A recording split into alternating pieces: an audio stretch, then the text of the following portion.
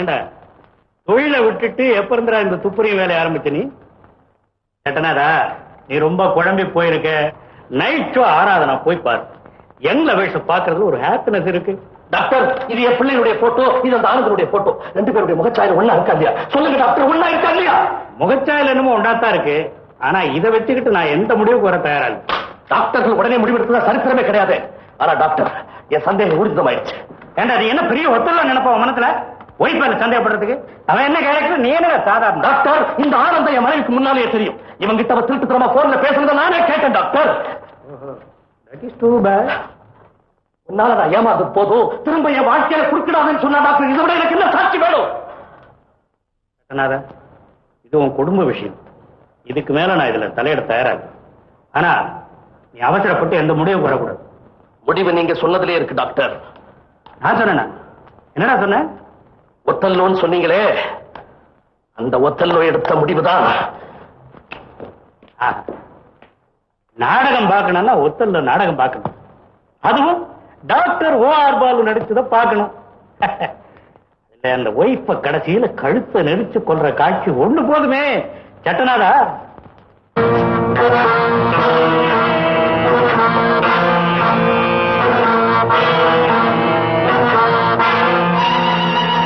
ஏங்க சினிமாவுக்கு போறேன்னு சொன்னீங்க, இவ்வளவு சீக்கிரமா வந்துட்டீங்க?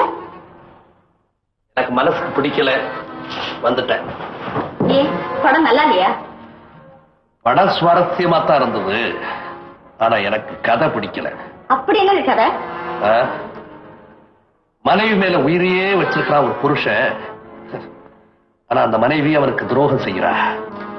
ஏன் சந்தா, அந்த மனைவிக்கு அந்த புருஷன் என்ன தண்டனை கொடுத்திருப்பான்னு நினைக்கிற? கதாசிரியர் என்ன எழுதியிருக்காரோ அந்த தண்டனை கொடுப்பாங்க. அந்த கதாசிரியன் தான் என்ன எழுதியிருப்பான்னு ஒண்ணு நான் கேட்கிறேன். துரோகம் செஞ்ச மனைவியை கொலை செய்யணும்னு எழுதியிருப்பான்.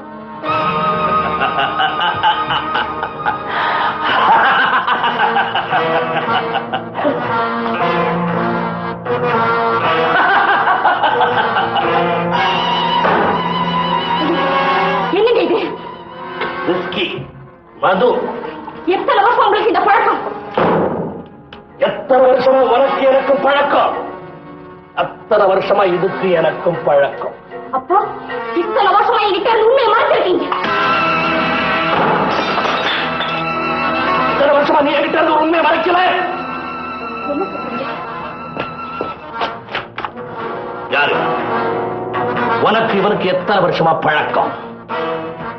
இவனை உனக்கு தெரியுமா தெரியாதா? தெரியாதுன்னு சொல்லி என்னை ஏமாற்ற முடியாது. என்ன நான் உங்ககிட்ட ஏமாந்தது போதும். நீங்க தயவு செய்து இனிமே என் வாழ்க்கையில குறுக்கிடாதீங்க. நாளைக்கு காலையில நீங்க இங்க வரப்போறதாக கேள்விப்பட்டேன். நாளைக்கு மட்டுமில்ல, இனிமே என்னைக்குமே என் வாழ்க்கையில குறுக்கிடாதீங்க. டெலிபோன் டைரக்டரிய தேட அல்லாடி இருப்பியே. Hotel Swagat, room number 406. நீ டெலிபோன்ல பேசுறத கேட்டதே நான் தான் சாந்தா. புருஷனுக்கு துரோகம் செய்யற மனைவியை என்ன செய்யணும்னு சொன்னேன்? என்ன செய்யணும்னு சொன்னேன்?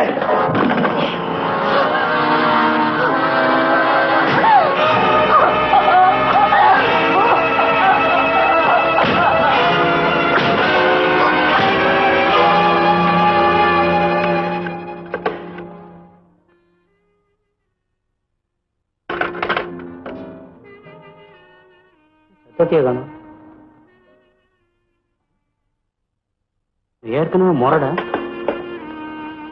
இவங்கிட்ட போய் நான் ஒத்தலவை பத்தி சொல்லிட்டேன். சொல்றேங்க, சொல்றேன், எல்லாத்தையும் சொல்றேன். தயவு செய்து பொறுமையா கேளுங்க. நான் அவர் உண்மை காலேஜில் படிச்சோம். படிக்கிறப்போ பழகுற சந்தர்ப்பம் ஏற்பட்டுச்சு. நான் அவரை நேசிச்சேன், அவரு என்ன நேசிக்கிறாருன்னு நினைச்சேன்.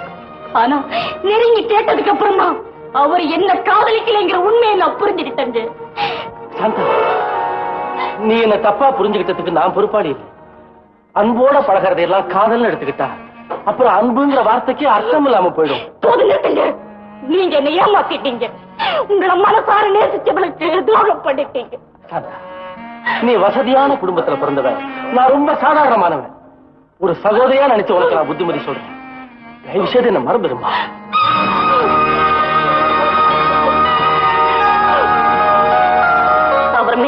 வச்சிருந்த அன்பெல்லாம் ஆத்திரமா மாறிடுச்சு. அதுக்கப்புறம் அவர் முகத்திலே விழிக்க எனக்கு இஷ்டம் இல்லை. அன்னைக்கே நான் அவரை மறந்துட்டேன். அவரை கல்யாணம் பண்ணிக்கணும்னு ஆசைப்பட்டதை தவிர நான் வேற எந்த குத்தமும் செய்யல. அப்புறம் தான் நமக்கு கல்யாணம் ஆச்சு. கல்யாணத்துக்கு அப்புறம் நான் மனசார கூட உங்களுக்கு எந்த துரோகம் நினைக்கலீங்க, நினைக்கவே இல்லை. நீ பாரு உண்மையை தான் சொல்ற, மீறி உண்மையை சொல்ல மறுக்கிற. நீ எனக்கு துரோகம் நினைக்கல, நீ எனக்கு துரோகம் நினைக்கல. அப்ப நம்ம குழந்தை அவன மாதிரி இருக்கீங்க. சொல்லு, இருக்கிற அறிவு கிட்டவன்.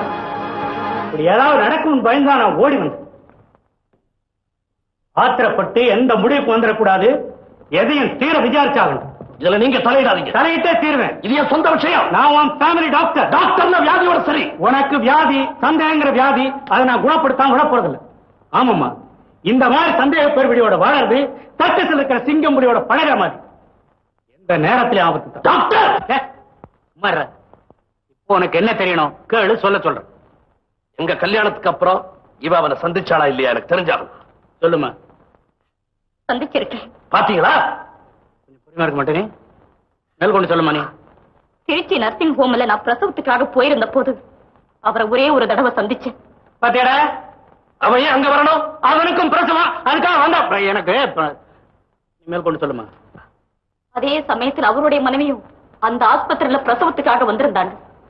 நாங்க 2 பேரும் ஒரே வார்டுல இருந்தோம். அவர் மனைவி அவர் பார்க்க வந்திருந்தப்பதான் நான் அவரை பார்த்தேன். அப்போ அவர் என்ன பார்க்கல. அன்னைக்கு ஏற்பட்ட பூகம்பத்துல ஒரே குழப்பமா போச்சு. நாங்க வார்டு மாறிட்டோம். கொஞ்சம் அதுக்கப்புறம் நான் அவரை பார்க்கவே இல்லைங்க. பூகம்பம் பூகம்பம் அந்த குழப்பத்துல வார்டு மாறி இருக்காங்க. குழந்தைய மாறி இருக்க கூடாது. அறிவு கெட்டவன திருச்சி ஆஸ்பத்திரியில போய் கேட்க வேண்டிய கேள்விய இந்த பொண்ணு கிட்ட கேட்டுட்டு இருந்தேன்னா என்னடா அர்த்தம்? என்ன அர்த்தம்? ஆல்ரைட், உடனே திருச்சிக்கு போய் அந்த ஆஸ்பத்திரியில விசாரிப்போம். உடனே வா, எனக்கு வேற வேலையே கிடையாது. நான் டாக்டர். நாளைக்கு கடைசி நாள். கத்தி சித்திரை படங்க நாளைக்கு பார்த்துட்டான்.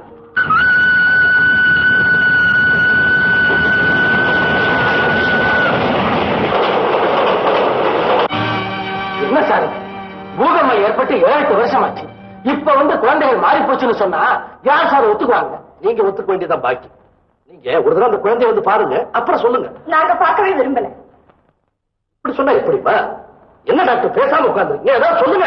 நான் என்னடா பண்றது? உனக்கு கீழே வேலை செய்யறவங்களை வச்சுக்கிட்டு உன்ன அறிவு கட்டவனேன்னு சொல்லக்கூடாதுன்னு ஏற்கனவே தடை உத்தரவு போட்டிருக்கேன். அந்த ஒரு வார்த்தை இல்லைன்னா உங்க கூட எனக்கு பேச வராதுப்பா. இதுக்கு தான் உங்களை கூட்டிட்டு வந்தனா?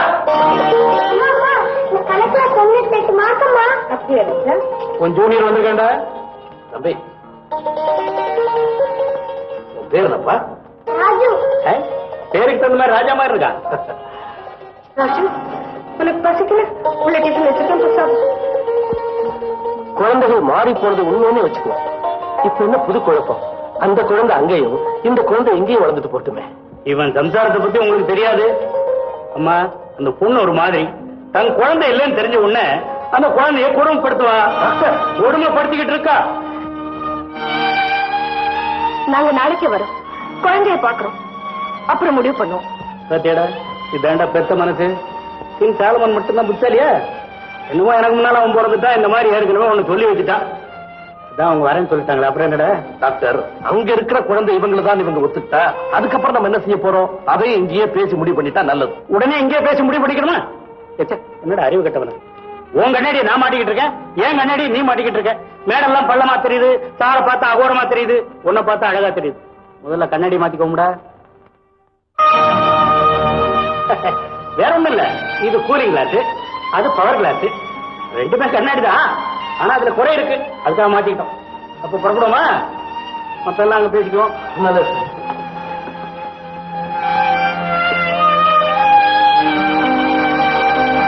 ஏங்க, குழந்தைய மாத்திக்கிறது தவிர வேற வழியே இல்லைங்கிறது மறைமுகமா சொல்லிட்டு போறாங்க பாத்தீங்களா? அதுவே உண்மையா இருந்தா அப்படியே செஞ்சிருவோம். குழந்தைகளை மாத்திக்குவோம். எனக்கு என்னமோ உடம்பெல்லாம் விட விட ஆடுதுங்க. ஏமா? ஒண்ணு குளுமைக்காக போடுற கண்ணாடி, இன்னொன்னு குறைக்காக போடுற கண்ணாடின்னு சொன்னாரு. அதுக்கும் ஏதாவது அர்த்தம் இருக்கும்.